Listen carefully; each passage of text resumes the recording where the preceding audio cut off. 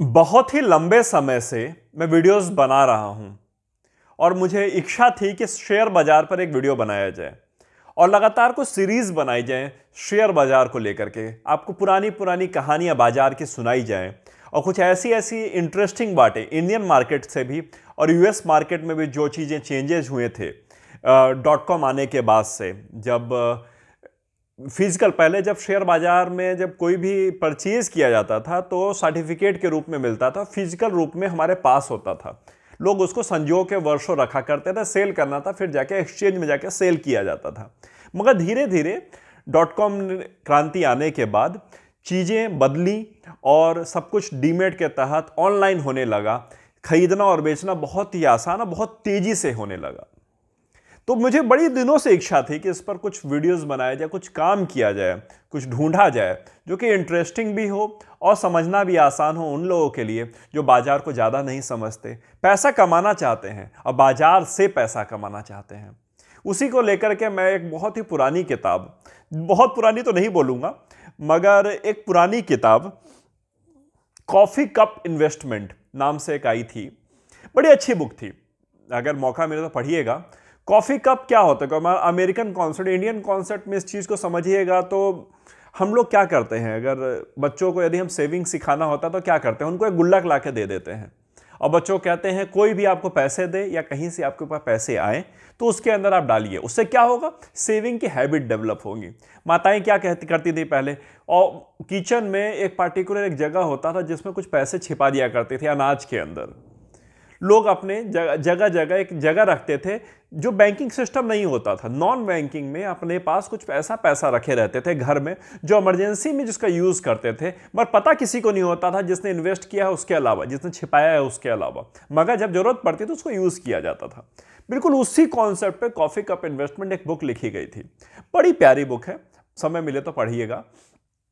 इस बुक को लेकर के एक ऐसा कॉन्सेप्ट चला था, एक ऐसी धारणा बनी थी कि यदि हम एक निश्चित समय के लिए निश्चित अमाउंट को निश्चित जगह पे इन्वेस्ट कर दें तो बढ़ेगा। इस फिलॉसफी में दम है, मगर इतना भी दम नहीं है कि यही फिलॉसफी अंत है। कई बार क्या होता है, आप कुछ शेयर परचेज करते हैं एक पोर्टफोलियो में तो कुछ चढ़ते हैं, कुछ गिरते हैं, कुछ अच्छा रिटर्न देते हैं, कुछ खराब रिटर्न देते हैं। मगर जब ओवरऑल एक लिमिटेड टाइम के बाद जब आप उसका रिटर्न को कैलकुलेट करते हैं तो आप पाते हैं कि ओवरऑल कोई एक ऐसा शेयर या दो ऐसे शेयर यदि आपका पोर्टफोलियो स्ट्रांग है, इतना बढ़िया रिटर्न देता है, सारे लॉसेस को कवर कर देता है।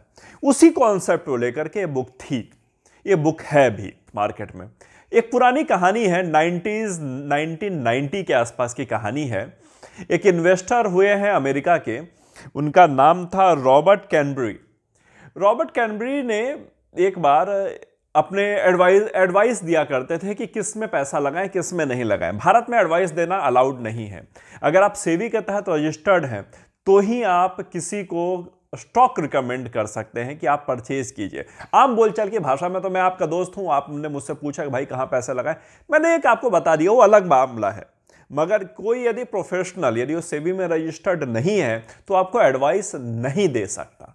देना गैर कानूनी है, ऐसा कोई करता है तो ये अपराध है।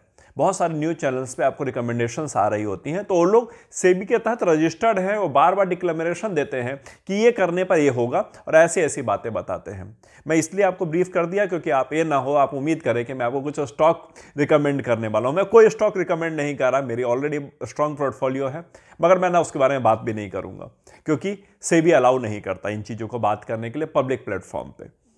तो उन्होंने, एक वकील परिवार था, उसको वो स्टॉक रिकमेंड किया करते थे, वो रजिस्टर्ड थे और उनको बताते थे, जो मैं कहानी जिसको मैंने शुरू किया था आपको रॉबर्ट की, तो उसमें एक लिमिटेड वो फीस लेते थे एक स्टॉक रिकमेंड करने का। और वो जो वकील परिवार था उनकी पत्नी उस स्टॉक में इन्वेस्ट किया करती थी। जैसे वो बताते थे कि आप इस स्टॉक में इतना पैसा डालिए, इतने दिन के लिए होल्ड कीजिए, आप सेल कीजिए, फिर स्टॉक लीजिए, होल्ड कीजिए, सेल कीजिए, पूरा जो बताते थे पॉइंट टू पॉइंट, वो वर्षों तक उन्होंने उस चीज़ को फॉलो किया था। क्लोज टू 10 साल का एक समय था जब उन्होंने पूरे इस प्रोसेस को फॉलो किया था। साथ ही में उनके हस्बैंड भी बिना उनको बताए हुए कि जो आप रिकमेंड करते हो मैं भी उसको परचेज करता हूँ, परचेज करते रहते थे। इसके बदले का कमीशन उनको नहीं देते थे वो। एक समय ऐसा आया कि उनकी मौत हो गई। जो वकील थे, उनकी पत्नी जीवित थी। उन्होंने जब उनके सारे डॉक्यूमेंट्स को कलेक्ट किया तो उनके जो संदूक था जिसमें वो सारे डॉक्यूमेंट्स अपने छिपा कर या फिर संजो के रखते थे, जब उसको खोला गया तो बहुत सारे स्टॉक्स के पेपर्स निकले उसके अंदर से। वो सारे स्टॉक्स वही थे जो उनकी पत्नी जिसमें इन्वेस्ट किया करती थी और जिसका वो इन्वेस्टमेंट का फी पे किया करती थी। उस इन्वेस्टर के यहाँ पहुंची कहीं कि ये तो उन्होंने स्टॉक बॉन्ड्स परचेज कर रखे, स्टॉक्स परचेज कर रखे, बिल्कुल सेम वही जो आपने रिकमेंड किया था, मगर एक कंडीशन अलग है। आप मुझे जो बोलते थे कि यहाँ पैसा लगाओ, यहाँ बेचो, यहाँ लगाओ, वहाँ बेचो, मैं सेम करती थी, मगर ये बेचते नहीं थे, सिर्फ होल्ड करते रहते थे। 10 साल की होल्डिंग है इनकी। उन्होंने कहा देखिए टेक्निकली ये गलत है, मैं एक रिकमेंडेशन के पैसे लेता था, आपने 2 लोग आप करते थे, आपको उसकी फीस देनी चाहिए, उस पर बाद में आएंगे। मगर अभी जो इनका परचेज है 10 साल में क्या रिटर्न दे रहा है, तो उन्होंने उसको कैलकुलेट किया तो कुछ स्टॉक ऐसे थे जो बहुत बुरी हालत में थे, बिल्कुल डेड हो चुके थे। कई ऐसे स्टॉक्स थे जो कंपनीज बंद के कगार पर थी, बड़ा लॉस हो रहा था। एक स्टॉक ऐसा था जो तकरीबन उनको 500 टाइम्स 400 टाइम्स के आसपास का रिटर्न दे रहा था। उन्होंने कहा ये बड़ा अच्छा रिटर्न दे रहा है, अगर इसको होल्ड किया है इन्होंने तो अच्छा है, इसको जितना भी लॉस है उसको ये भरपाई कर पा रहा है। उसके अलावा एक स्टॉक और था जिसको उन्होंने लंबे टाइम तक होल्ड किया था, जो कि 160% का रिटर्न दे रहा था। जो $5000 जो उसमें उन्होंने लगाए थे उसकी वैल्यू हो गई थी $8 लाख। उस स्टॉक का नाम था जीरोक्स। उस समय उसका नाम होता था, मैं आपको लिख दूंगा उस डिस्क्रिप्शन में, उसकी कंपनी का नाम कुछ और होता, सेल होने के बाद जीरोक्स हो गया था। जीरोक्स वही जो फोटोस्टेट मशीन कंपनी थी, वो कंपनी है जीरोक्स। एक उस प्रोसेस को जीरोक्स नहीं बोला जाता है, जैसे कि रिफाइंड या फिर तलने के लिए डालडा नहीं होता है, रिफाइंड होता है, और डालडा एक कंपनी है, डिटॉल एक कंपनी है, उसी तरह से जीरोक्स एक कंपनी है, फोटोस्टेट एक उसका प्रोसेस है। तो फोटोस्टेट बनाने करने की मशीन होती थी, उसमें उन्होंने पैसा लगाया था $5000, जो कि $8 लाख हो गए थे 10 साल के अंदर में।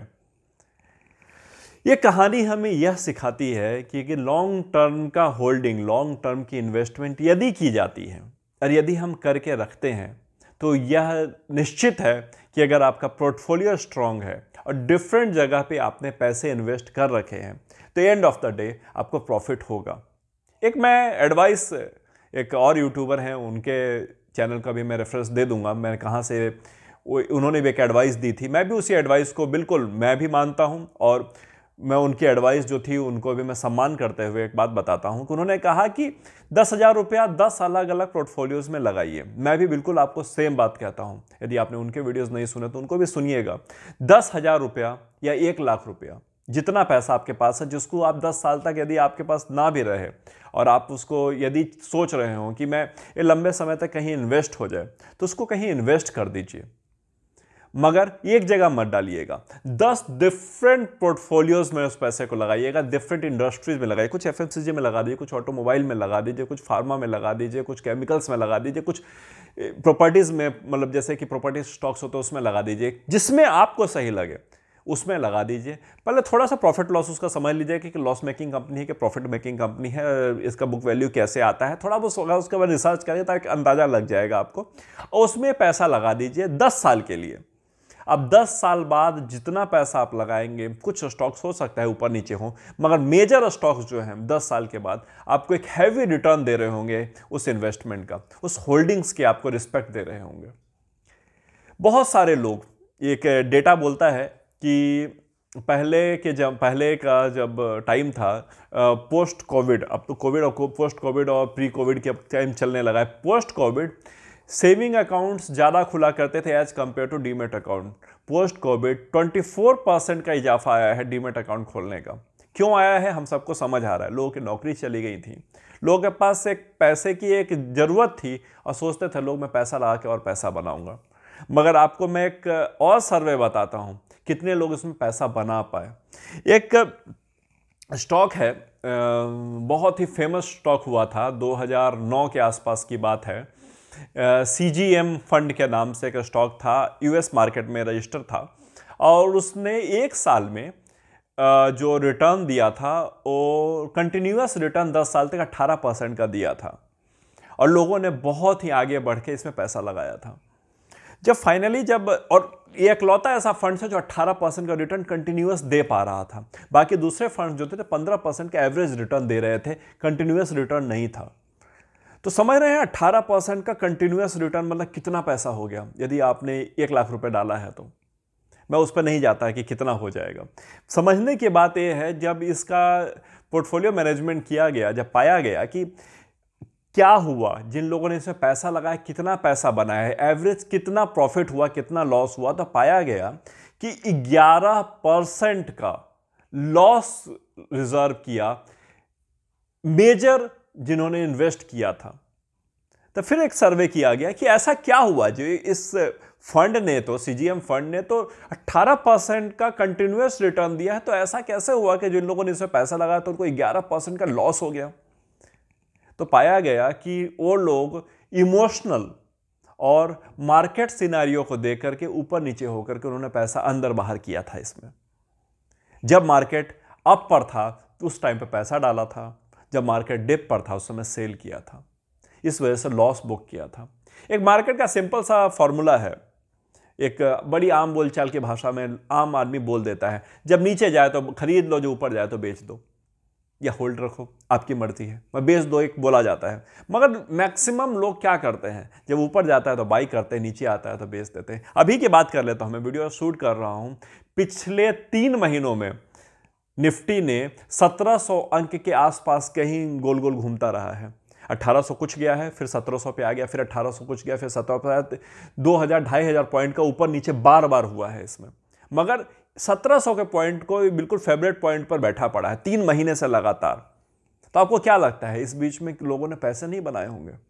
समझदार इन्वेस्टर्स ने पैसे भी बनाए होंगे, मगर जो इमोशनल होके जो 24% डीमेट अकाउंट जो खोल रहे हैं, उसका जो डेटा कहता है मेजर लोग उसमें लॉस बुक कर रहे हैं, क्योंकि घबरा जा रहे हैं लोग। इतनी हड़बड़ाहट में आते हैं, सोचते हैं कि मैं रातों रात अमीर हो जाऊंगा, इसमें डबल कर लूंगा पैसे को। उस चक्कर में जो स्टॉक्स अपने लाइफ टाइम हाई पे चल रहा होता है उसमें पैसा डाल देते हैं, और जो ऑलरेडी अप पे है तो कुछ दिनों बाद वो नीचे आएगा ही आएगा। बाजार का नियम है, प्रकृति का नियम है, यूनिवर्स का नियम है, जो ऊपर गया है वो नीचे आएगा ही आएगा। वेट किया जाना चाहिए राइट टाइम का, राइट डिसीजन का। अभी 1700 कुछ के आसपास 1600 समथिंग पर भी एक बार मार्केट आया था। अभी अगर किसी ने इस टाइम का मार्केट देखा हो, इस समय मैं आज जो शूटिंग कर रहा हूं ये 25 जनवरी है, तो 25 जनवरी के आसपास 1600 के आसपास भी एक बार मार्केट आया था। इन्वेस्टर्स के लिए वो राइट टाइम था घुसने का। और कितने दिन के लिए घुसना है? मैं तो कहता हूं 5 साल मिनिमम, और अनंत है, इन्फिनाइट है, कब तक होल्ड रखना है।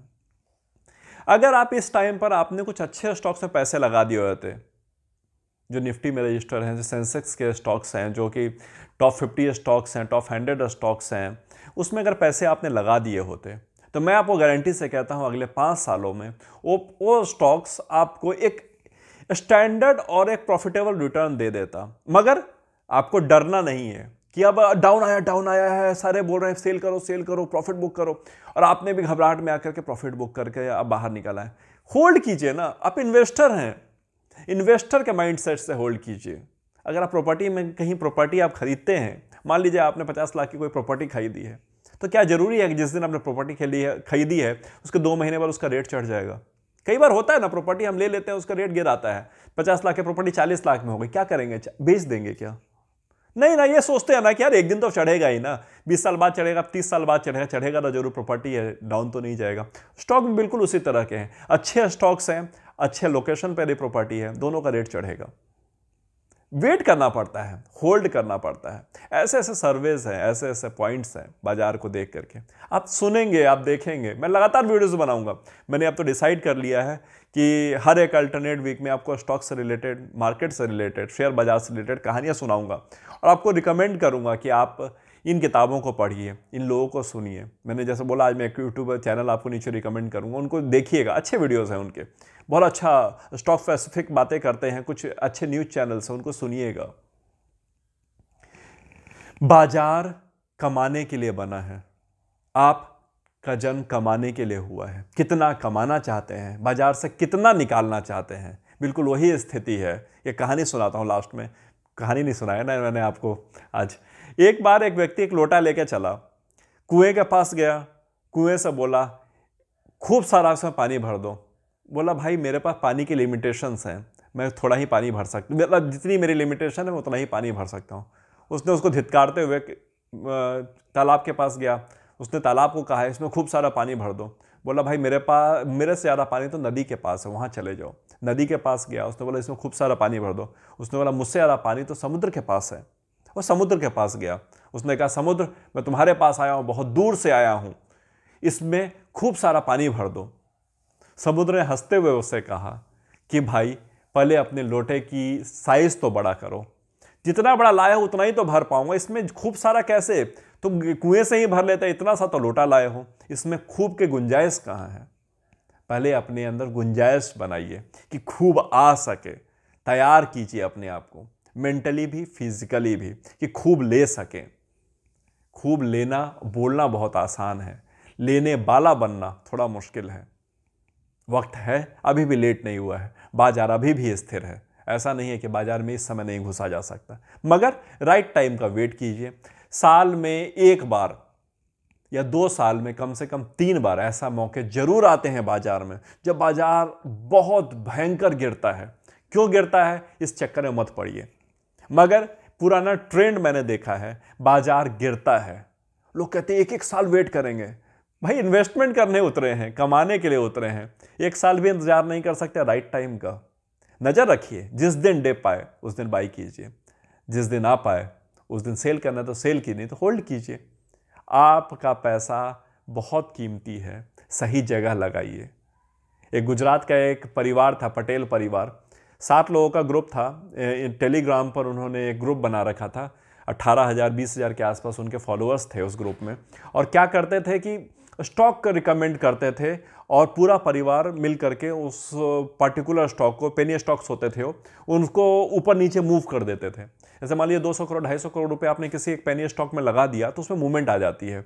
और एक बार आपने देखा, 2 बार देखा, बार बार रिकमेंडेशन आ रही है और आप देख रहे हैं अरे यार लास्ट टाइम भी बोला था ये चढ़ा था, उस बार भी बोला था ये चढ़ा था, मैंने नहीं मौका मारा। तो इस तरह से धीरे धीरे लोगों को उनके ऊपर ट्रस्ट आ रहा था और वो लोग इस तरह से मार्केट को मैनिपुलेट कर रहे थे और अपना पैसा लगाते थे। जैसे कि मान लीजिए 2 रुपये कोई स्टॉक है, उसमें उन्होंने अपना 200 करोड़ रुपये डाल दिया। प्रॉपर मैं एक एग्जाम्पल से ऐसे समझाने की कोशिश कर रहा हूँ। पूरा 7 लोगों ने मिलकर एक पैसा लगाया, उसमें एक मूवमेंट आ गया। जैसे मान लीजिए 2 रुपये का स्टॉक 3 रुपये हो गया, 50% का अप मार दिया। इसका मतलब हुआ 2 रुपये का 3 रुपये होना। और आपको लगेगा अरे यार अगर मैंने अभी इसमें 1 लाख रुपए लगा दिए होते तो मेरे 1.5 लाख हो जाता। एक बार आपने मिस किया, दोबारा मिस किया, तीसरी बार आप फिर से रिकमेंडेशन देखते हैं तो आप लालच में आ जाते हैं। और ये लोग जो आपको रिकमेंड कर रहे होते हैं इस तरह के स्टॉक्स, और जो सेबी से रजिस्टर्ड नहीं होते हैं, आपका फुद्दू काटने की कोशिश करते हैं, बेवकूफ़ बनाने की कोशिश करते हैं आपको, और अपना प्रॉफिट निकालते हैं और उस स्टॉक को फिर से डिप करवा देते हैं। कभी भी किसी भी तरह के सलाह में मत फंसिएगा, किसी के दिए हुए रिकमेंडेशन के हिसाब से बाई मत कीजिएगा। अगर बाई करना भी है, सेबी के तहत जो लोग रजिस्टर्ड हैं उनकी सलाह माननी चाहिए या नहीं चाहिए आपकी मर्जी है, मगर उनके रिकमेंडेशन में तभी फॉलो कीजिए जब आपने उस स्टॉक को थोड़ा सा स्टडी कर लिया है। कोई भी सही समय, कोई भी गलत समय, कोई भी चीज़ खरीदने का बेचने का नहीं होता। ये बात समझिए।